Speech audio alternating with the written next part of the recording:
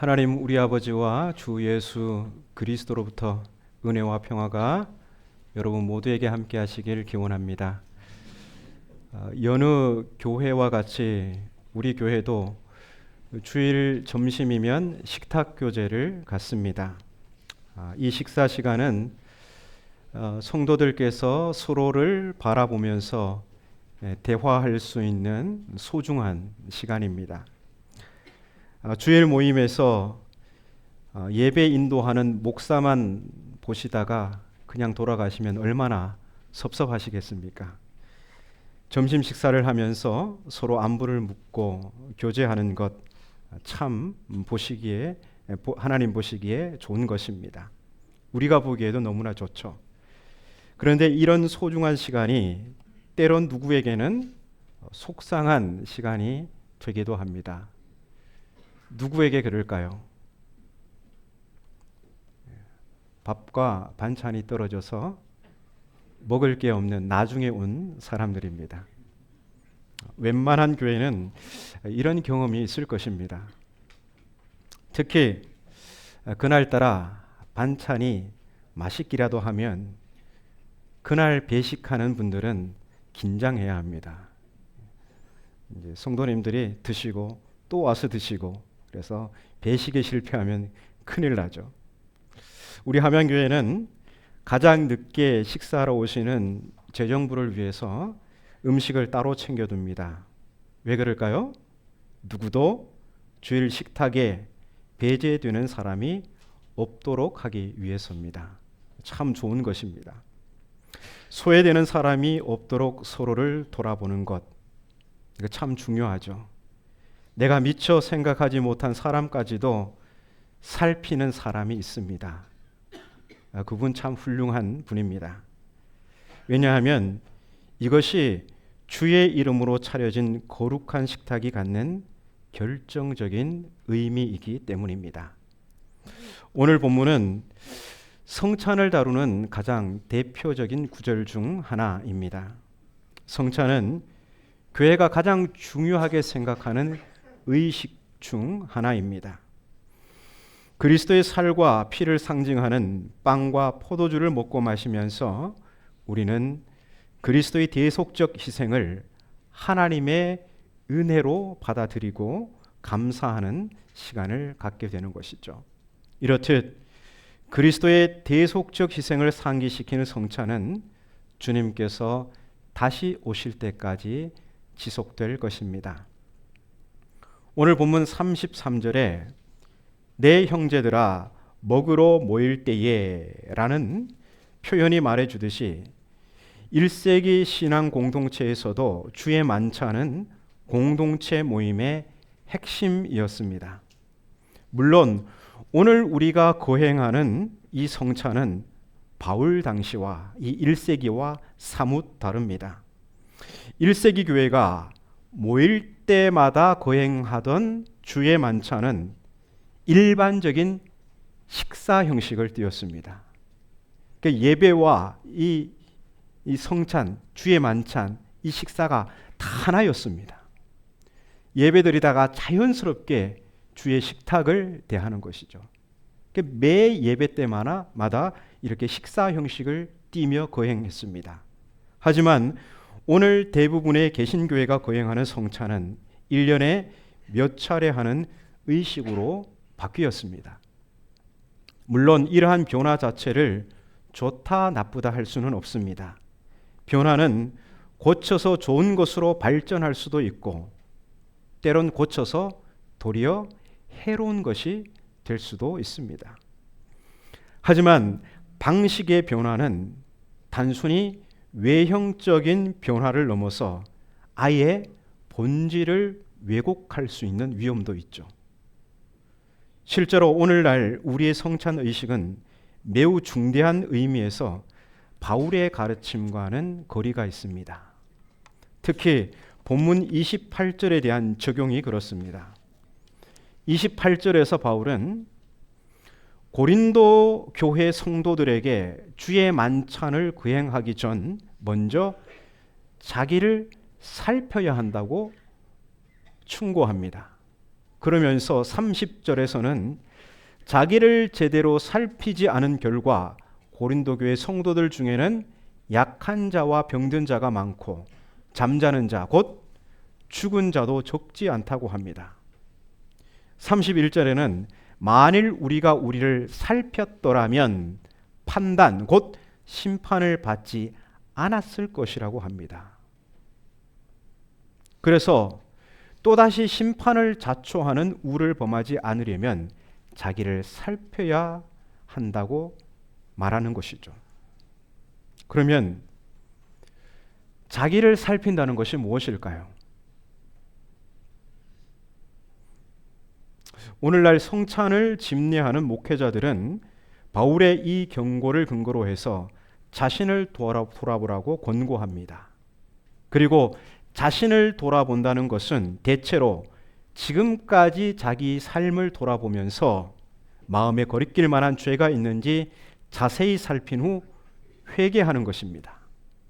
만일 미처 해결하지 못한 죄를 그대로 두고 주의 만찬을 대하는 것은 주의 떡이나 잔을 합당하지 않게 먹고 마시는 것이고 그 결과 주의 몸과 피에 대하여 죄를 짓는 것이 된다는 것이죠. 그래서 사람은 자기를 살피고 곧 자기 삶을 돌아보며 모든 죄를 회개한 후에야 주의 몸과 피를 대할 수 있다는 것입니다.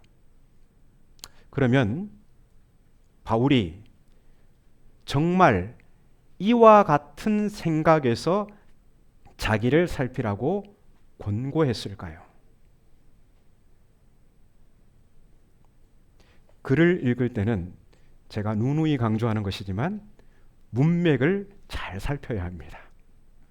문맥을 고려하지 않고 특정한 표현을 자의적으로 해석하다가는 글쓴이의 의도에서 벗어나게 됩니다. 본문 17절 이하 문맥을 잘 살펴보아야 자기를 살피라는 바울의 권고가 무엇인지 알 수 있습니다. 고린도 교회가 가진 문제의 핵심은 파당적인 분열이었습니다. 18절을 보시면요. 먼저 너희가 교회로 모일 때에 너희 중에 분쟁이 있다 함을 듣고 어느 정도 믿거니와 이렇게 바울이 말하고 있습니다. 이 구절에서 먼저 이 말은요. 다른 무엇보다도 이렇게 읽을 수 있습니다. 바울은 고린도 성도들의 파당적 분열을 다른 무엇보다도 주목하고 있습니다. 바울은 고린도 교회 성도들이 교회로 모일 때 이 파당적 분열이 있다는 것을 듣습니다. 그리고 그러한 사실을 어느 정도 믿고 있다고 합니다. 믿고 있다는 것은 알고 있다는 것이죠. 그런데 고린도전서를 처음부터 읽어보시면요. 바울은 고린도 교회의 파당적 분열에 대한 정보를 어느 정도 알고 있는 게 아니라 매우 정확하게 알고 있습니다. 고린도전서 1장 10절부터 이 분열에 대해서 바울이 이야기를 하고 있습니다. 그렇다면 바울이 고린도 교회의 분열을 어느 정도 믿는다는 것은 사실적인 진술이기보다는 파당적으로 이 파당으로 나뉘어서 분열하는 터무니없는 상황을 슬쩍 비꼬는 것으로 볼 수 있습니다. 19절을 보시면 이러한 생각이 맞다는 것을 더 정확하게 알 수 있습니다. 19절을 같이 읽어볼까요? 너희 중에 파당이 있어야 너희 중에 옳다 인정함을 받은 자들이 나타나게 되리라. 이게 무슨 말일까요? 너희 중에 파당이 있어야 너희 중에 옳다 인정함을 받은 자들이 나타나게 되리라. 조금 이해하기 쉽게 제가 표현해 보겠습니다. 하긴 여러분 가운데 파당이 있어야 하겠지요. 그래야 제대로 된 사람이 누구인지 확실하게 드러날 테니까요. 이렇게 분열이 되어 있지 않고 다 섞여 있으면 누가 문제를 일으키는 주범인지 아닌지 잘 분간이 안 됩니다. 그래서 이 파당이 있어야겠죠. 그러면 분명히 누가 문제의 주범이고 누가 피해자인지가 다 드러나겠죠. 이렇게 말을 한 겁니다. 이것은 분열 자체를 바울이 긍정하는 게 아니죠. 분열을 일삼는 일부 신자들의 행태를 비꼬는 말입니다. 파당적으로 분열된 모습을 보면 누가 문제를 일삼는 부류고 누가 제대로 된 사람들인지 선명하게 구분이 된다는 것입니다. 고린도 성도들의 모임에서 분열을 일삼는 부류는 이 사회 경제적으로 우위에 있는 사람들이었습니다. 1세기 고린도 교회에는 다양한 계층의 공동체를 이루고 있었습니다. 다수는 하층민이었지만 꽤 잘 나가는 사람들도 있었습니다.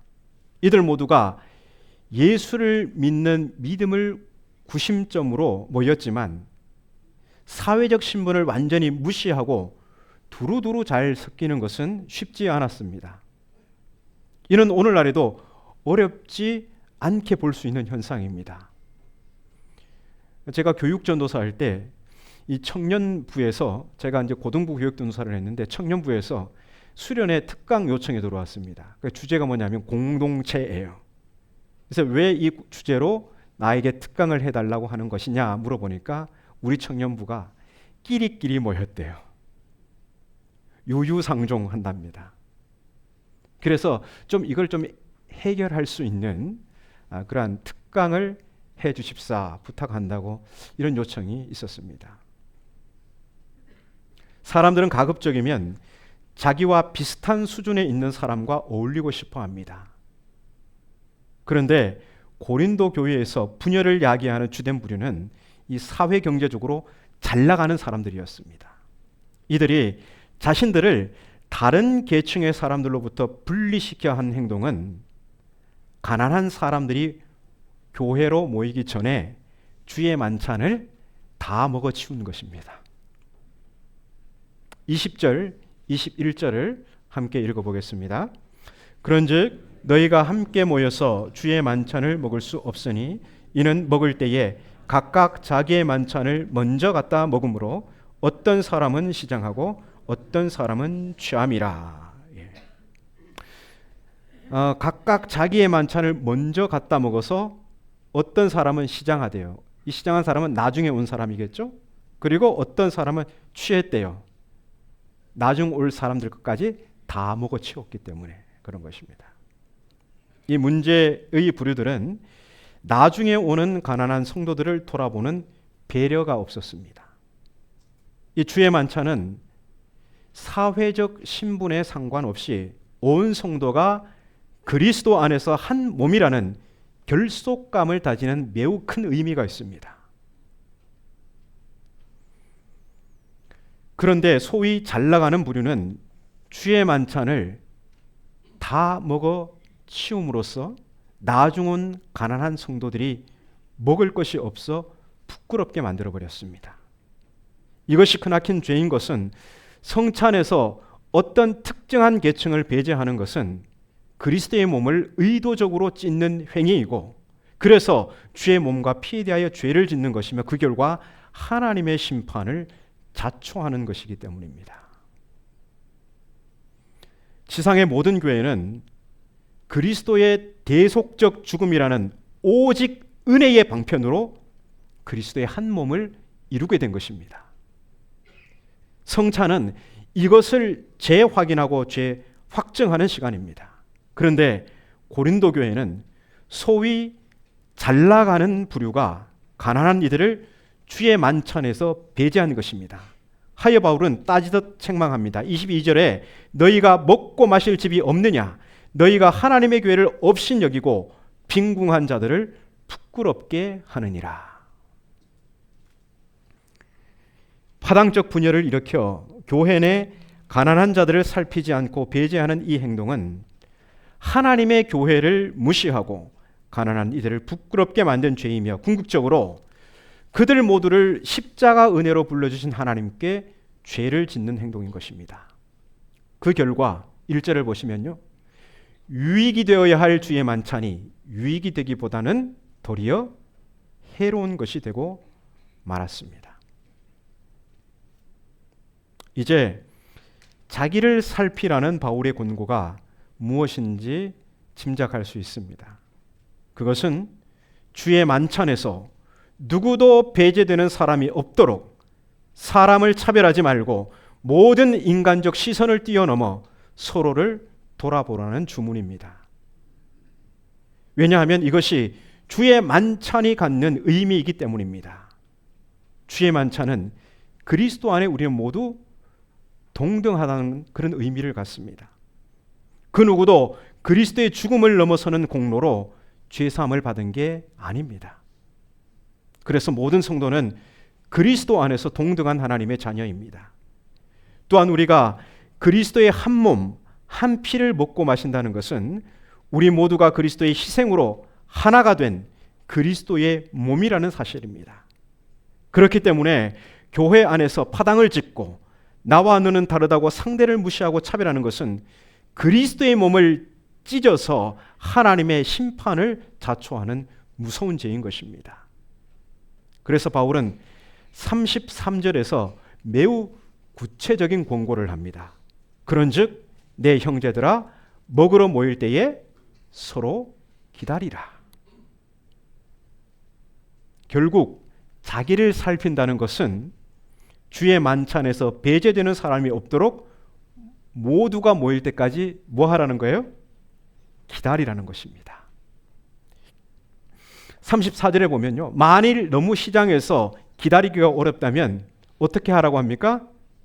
집에서 먹고 오라고 합니다. 집에서 배불리 먹고 오라고 합니다. 얼마나 구체적으로 이렇게 알려줍니까? 따라서 바울의 권고는 교회 안에서 누구도 주의 만찬에서 소외되지 않도록 서로를 돌아보라는 것입니다. 그래서 오늘 성찬식에서 제안드리고 싶은 게 있습니다.